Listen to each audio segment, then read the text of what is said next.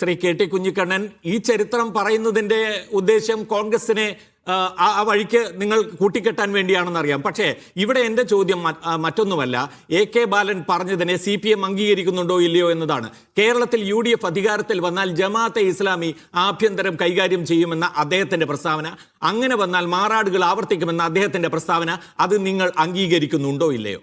ഞാൻ അതിലേക്ക് വരാം. അപ്പൊ കുൽദീപ് നയ്യറോട് അന്ന് ഇന്ദിരാഗാന്ധി ഇതിന് മറുപടി പറയാൻ അനുവദിക്കണം പ്രമോദ് രാമൻ, ഇല്ലെങ്കിൽ ഞാൻ പോവാണ്.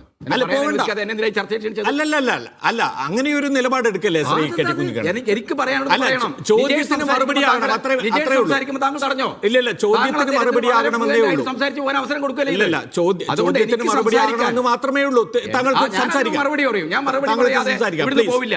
ഞാൻ മറുപടി പറയാതെ ഇവിടുന്ന് പോവില്ല.